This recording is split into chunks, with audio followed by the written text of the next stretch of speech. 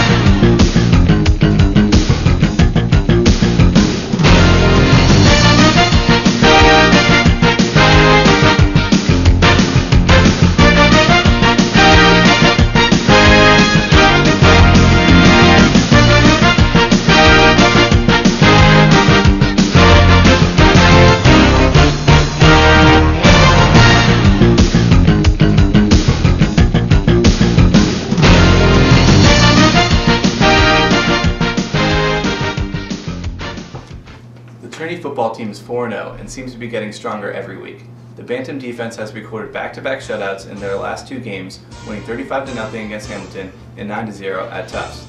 But the strength is not just with the defense. On offense, the Bantams have a true threat in sophomore running back Evan Bunker. Bunker now has over 500 yards rushing in just 4 games, averaging 5.4 yards per carry. But he will be the first to tell you that even he is not the secret to their success. That aspect comes from fellow sophomore running back Ben Crick. Crick only has 43 carries to Bunker's 94, but he has made the most of them, rushing for 250 yards while averaging 5.7 yards per carry. Crick's big playability gives opposing defenses plenty to worry about, with touchdown rushes of 21, 42, and 43 yards on the year. However, the impressive stats are not what makes Crick so valuable. His time on the field means more rest for Evan Bunker, and when both Bunker and Crick are running on fresh legs, they are truly unstoppable. TSM reporter Harry Hawkins caught up with Bunker after Trinity's victory over Williams, and Bunker was singing the praises of his fellow running mate. Obviously, as you know, the guy who broke out last year, having Ben back this year, is that a help to you? Is that help you? Or is that absolutely? Because when I get tired of winning, we throw him in, or if he's winning, I go in. We just alternate carries and keep our legs fresh. So what's the back helps a lot. Thank you, Harry. Trinity's biggest game left on the schedule is November 5th at Amherst. The Trinity College Rally Committee is organizing a student fan bus to go to the game. For more details, consult the Rally Committee's Facebook page. Now, Amanda, how's the volleyball team fared since their hot start? The women's volleyball team has had an incredibly successful season so far. Unfortunately, this past weekend they lost a close match to Tufts University. Tufts grabbed the first 2 games, but the Bantams regained momentum in the 3rd game, forcing a 4th game on the Jumbos. Trinity came out on top again, but unfortunately lost to Tufts in the 5th game, losing the match 3-2. The girls head back to Hamilton this weekend for back-to-back games. If the Bantams can string together another winning streak, then they will put themselves in a wonderful position for the NESCAC tournament. Trinity recently announced the hiring of Matthew Greason as the new head coach for the men's hockey team. Greason had this to say: "I could not be more excited to be coming back to my alma mater as head men's ice hockey coach. It is a wonderful opportunity for me to give something back to the place that has given me so much." Amanda, what else can you tell me about this signing? Matthew Greason is only the 3rd head coach in the 38-year history of the varsity men's ice hockey program. Greason earned his bachelor's and master's degrees at Trinity. He was former captain and he served as an assistant coach for 2 years. The Trinity men's ice hockey team finished the 2010 to 2011 season with an 11-10-4 record and qualified for the NESCAC Championship Tournament for the 11th consecutive season. The Bantams are pleased to have Greason back on board. They will start the 2011 to 2012 season at home against NESCAC rivals Tufts and Connecticut College on November 18th and November 19th. Thank you, Amanda. We will certainly be watching closely to see how Greason does in his first season. The men's soccer team has been on a roller coaster year. After starting the season 0-1-2, the Bantams enjoyed a 5-game winning streak in which they surrendered just 1 goal. Unfortunately, that winning streak was followed by a 3-game losing streak in which the Bantams lost 1-0 at Tufts in overtime, as well as 1-0 versus the number 4 team in the nation, Amherst College. However, one consistent player has been senior captain number 0, goalie Grant Schoenberg. In fact, Schoenberg has been so consistent in his time as the Bantam goalie that he recently tied Trinity's record for shutouts in a career. October 15th at Middlebury, Schoenberg recorded his 17th career shutout, tying Tom Hamburg-Stowe as the college's all-time leader. I caught up with Schoenberg as well as a few senior defensemen to see what the record meant to them. Connor Riley and Joe Buckley. You guys, you've been an intricate part of Grant Schoenberg shutouts record. He tied the record recently. And what does it mean to you guys to know that you were a big part of all that happening?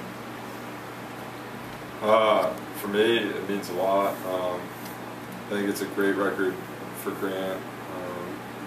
Like he had mentioned, they don't really get a lot of credit throughout the season, goalkeepers, and I think everything that we can do for him to get him some attention is a great thing, and obviously it's great for the team every time we can stop the other team from scoring. I mean, I think it says a lot about our defense. It's been pretty solid through the last couple of years, particularly Shoney last year. We didn't have a particularly strong team, but he pretty much single-handedly kept us in a lot of games, and this record is something he really deserves. And Grant, it's quite a feat, and what does it mean to you to tie such a great record? It's pretty important to me. It shows hard work's paying off, and it's hard to get good statistics a lot of times playing goalie, so it's nice to have one on my side now. And how much credit do you give to your defensive unit in front of you? They've kind of stepped up at times and maybe saved you, you've saved them, but how much is it kind of a team effort to give you the shutout record? They deserve a lot of the credit. How many shots I get and have to save is based on how well they play, so when they're having a strong game, it makes my job a lot easier. I only have to make a couple saves, and when I got the co-player of the week 2 weeks ago, a couple guys in the defense were a little heated that there was no mention of them in there because they were an integral part of the long shutout streak we had.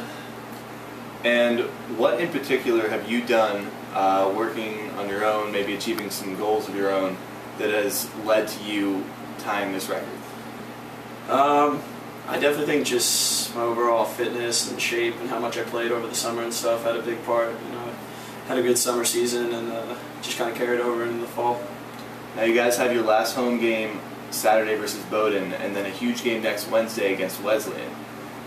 With the opportunity to break the record on the line in those two games, will that be in the back of your mind, or will you just be focused on winning and positioning yourselves for a NESCAC run?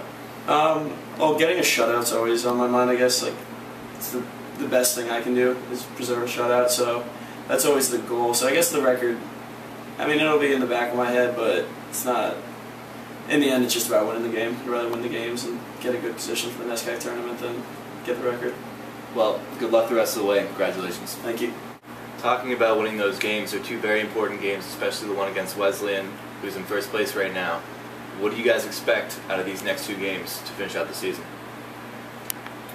Well, we just have to play the soccer that we know we can play. We need to pass the ball well, we need to keep it on the ground, and we need to create chances around the other team's goal.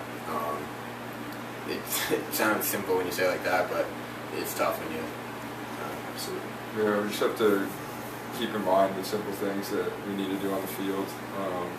Like Joe said, passing, moving with and without the ball. But I think as far as defensive shape, we've been pretty solid all year, and we're going to keep it going. And out of these next two games, I expect us to be victorious, and I think everyone's going into them pretty confident. All right, well, good luck the rest of the way, guys, and good luck in the playoffs. Thanks. Thank you. Well, with winter approaching, it seems the fall sports teams are certainly heating up. You're absolutely right, Amanda.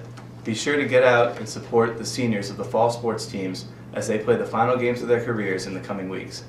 That's our show for this week. For TSN and TrinTV, I'm Marc DiBenedetto. And I'm Amanda Ward. See you next time on TrinTV SportsCenter.